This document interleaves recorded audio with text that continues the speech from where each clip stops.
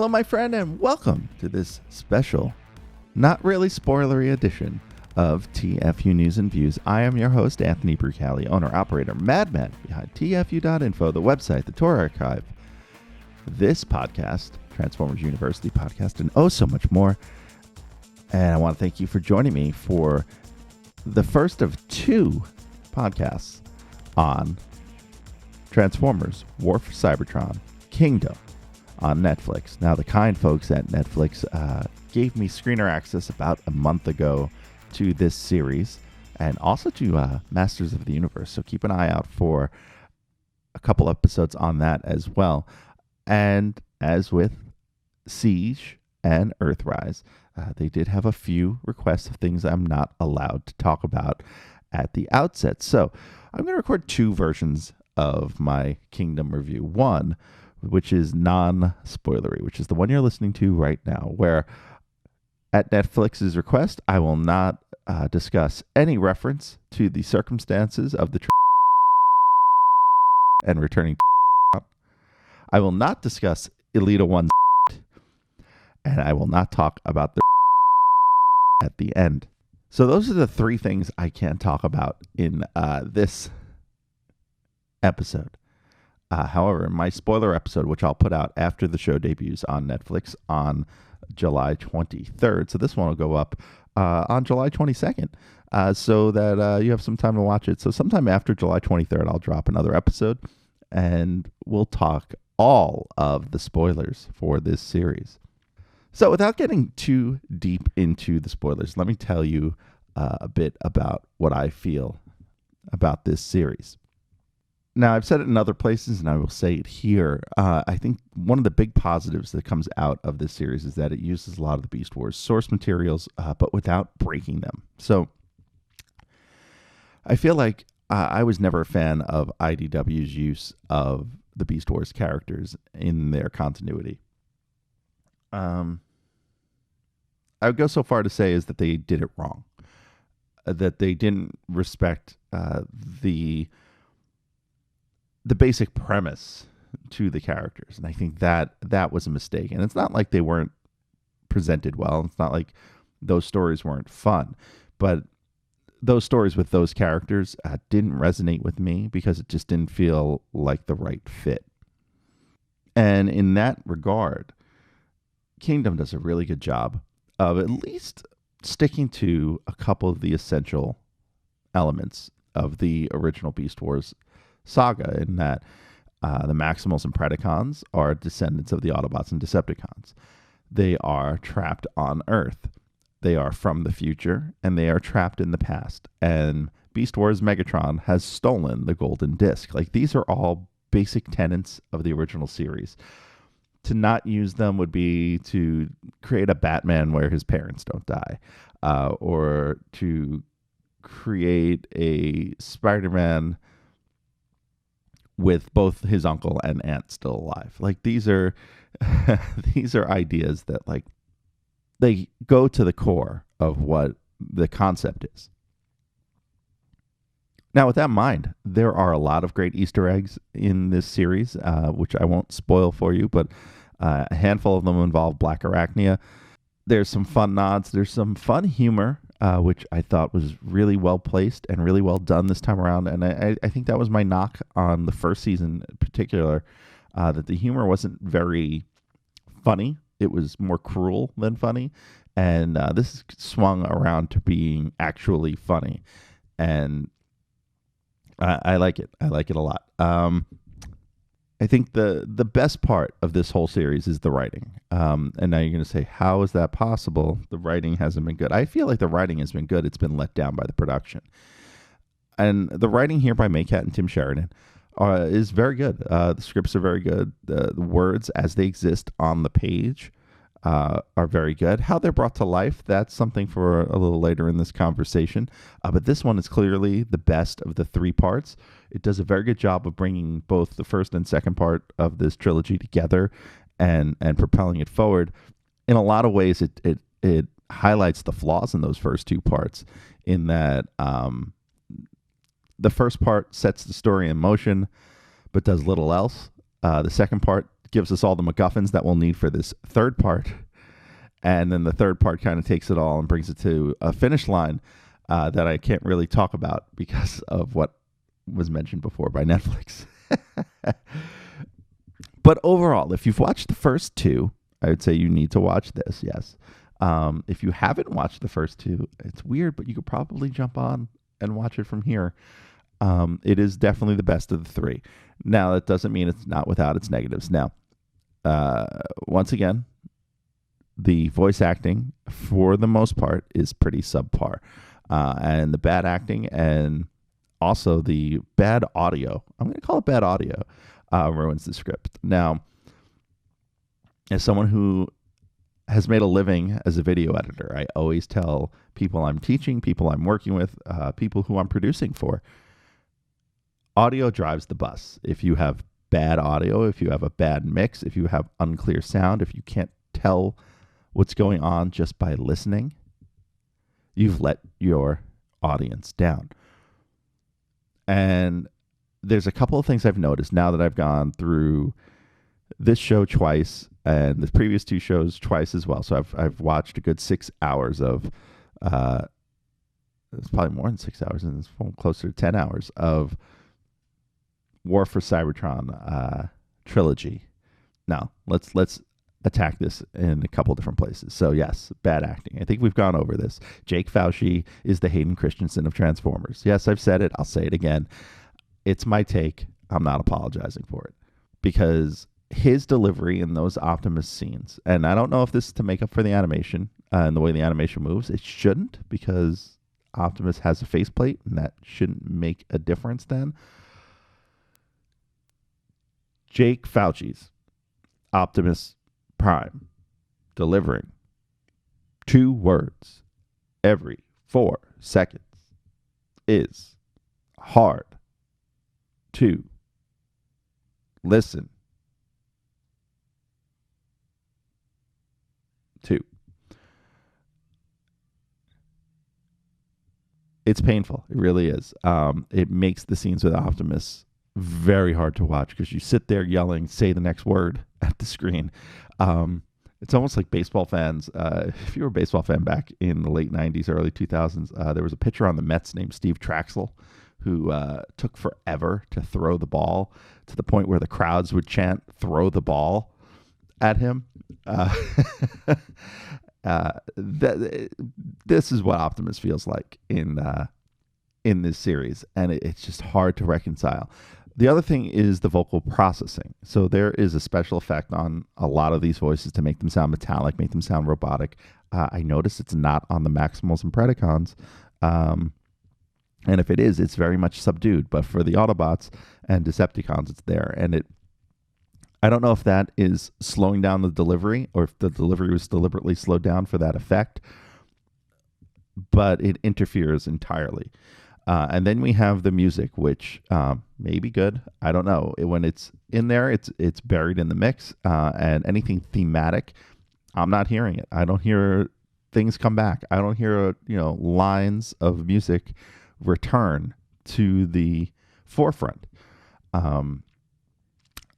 I can't hum the theme to this show after watching it, and that's a knock on the show. It's not to say a show has to have it, but you think of some of the best animated series of the last 40 years. They have it, right? Transformers had it. G.I. Joe had it. Thundercats had it. Pokemon had it. Ninja Turtles had it. X-Men, the animated series, had it. Batman, the animated series, had it. You can hum those themes and instantly know what's going on. I mean, you don't need Inspector Gadget here, but you need something that's going to recur to kind of set the tone, to give you that reaction, to hit you on a somewhat subconscious level, and I don't hear it here. And then finally, the mix of all three. It's not good. It doesn't work. And I've watched it on multiple devices. I've watched it on a laptop. I've watched it on my smart TV. I've watched it on my phone. I just don't hear that audio quality sitting anywhere where it helps the show. Now, it's not to say all the voice acting is bad. Frank Todaro as Starscream and as Rat Trap is fantastic. Jason Marnocha, as Megatron and Galvatron, also fantastic. I think the celebrity casting of Chris Calico as Dinobot is really good. Surprisingly, really, really good. I don't have the name handy, but the voice of Black Arachnia, fantastic as well. Very similar to Venus Terzo's take on the character when it was originally done in 1996. Of the other new Maximals and Predacons, Beast Wars Megatron is going to be the most disappointing for everyone. Now, why do I say that?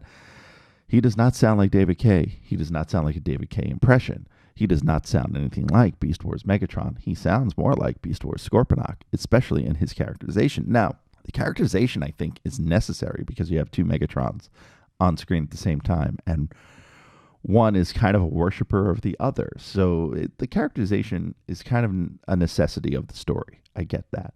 The voice acting, though, is not.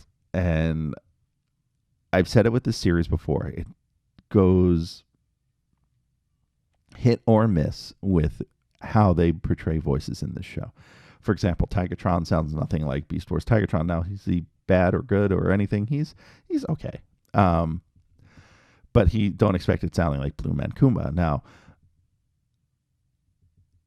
Beast Wars Megatron is an iconic voice. Even Dinobot's an iconic voice to some extent. And Dinobot doesn't sound like Dinobot from the original series, and that's okay. But there's a choice here by the production to make some characters sound like they did 25 years ago and make some characters not sound like they did 25 years ago. And it's so hit or miss. It's so haphazard. It doesn't make sense. And I think that bothers me more than the fact that Megatron doesn't really say no or yes. You know, I understand not getting David Kaye, that he's probably priced out of this show's budget. But for a character like this, where the voice is such an intrinsic part of its popularity, it's a big miss here to not get something that sounds like that, or even just worded like that and performed in a different voice. I'd be fine with that too. It's like having Wheelie that doesn't rhyme, or having Sylvester the cat without a lisp. Like, you can't do those because they're intrinsic to the character and its portrayal. Now, a couple other things with the direction. Don't let the trailers fool you. This show is still very dark. The first 2.5 episodes, maybe, are set pretty much in brighter settings. And then we get these cold blues and darkness. There's a whole episodes 3 and 4 pretty much set entirely at night. Episode 5 has some color to it, but it's just these cold blues and purples throughout, where it makes it very hard to see what's going on. Again, I don't know why they would take animation and then take all the fun out of the visual, but it's one of those things that does not sit well with me at the series as a whole. Also, there's some poor directing choices in here. Look, TV is all about show, don't tell. Show me what's going on. Don't tell me what's going on.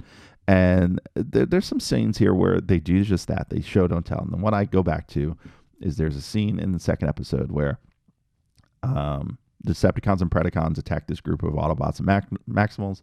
And the Autobots and Maximals need to retreat down the side of a hill. And they're sliding down here. And this is in the trailer, actually.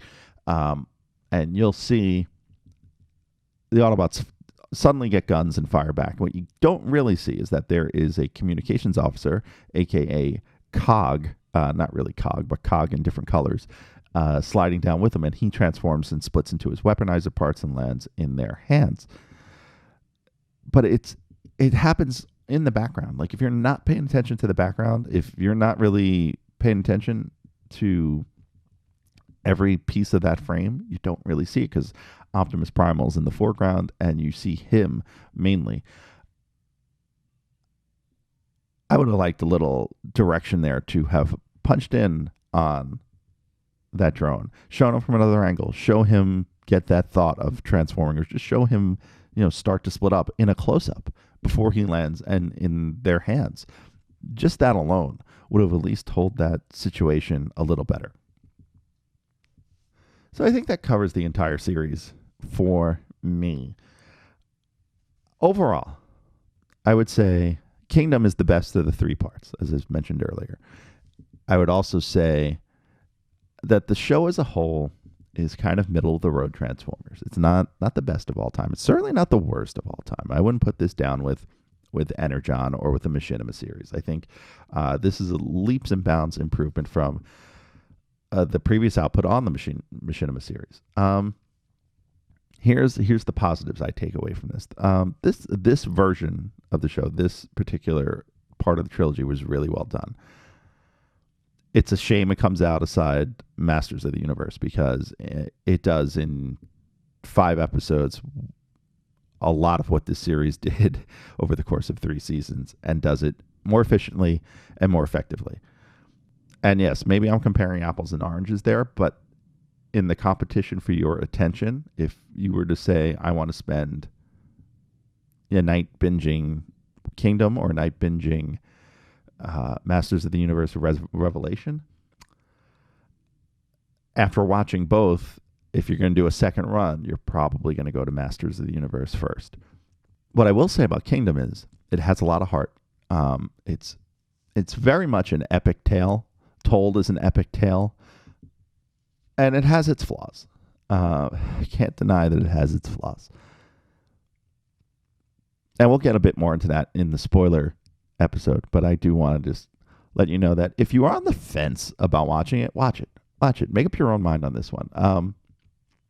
And try to go in with no preconceptions, because I think they did the Beast Wars stuff really good. And I will tell you the one last thing, I keep forgetting about this, and I should have written it down on my notes, but this is one I keep going back to. What they did pay off here, which is a big shout out to the writers and the production staff, is they gave you every sort of team up in battle you would have wanted. Rhinox spends a lot of time hanging out with Wheeljack and Ratchet. There's an Air Razor Laserbeak battle that's in the trailer.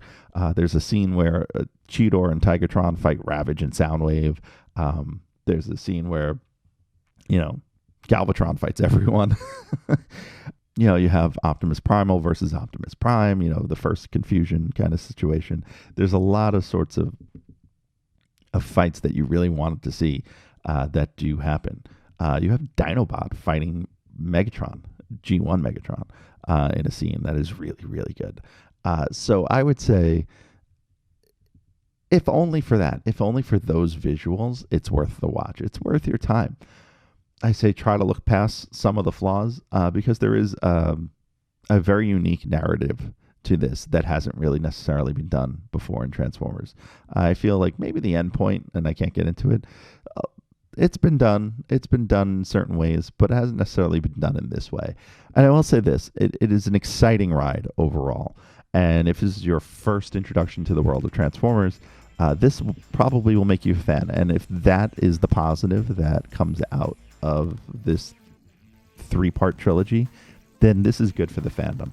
And this kind of exposure and this kind of new life and new blood into the hobby and the lore that we all enjoy comes from this, then it's all good.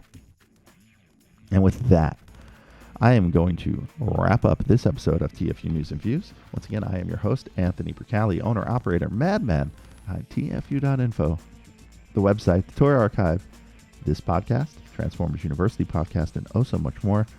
Until next time, see ya.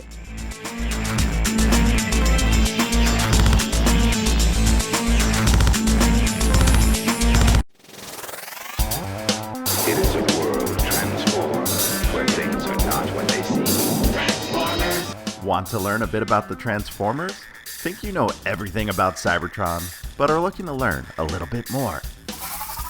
Enroll today at Transformers University Podcast. Each episode will tackle a piece of Transformers history, starting in 1984 and marching our way up to today. Hosted by me, Anthony Percali, 3-time Emmy Award winner and consulting producer on Netflix's The Toys That Made Us, and lifelong Transformers fan.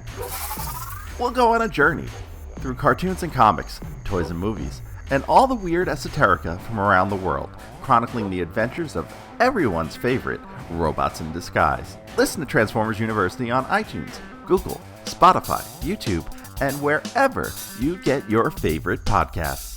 Transform and roll out!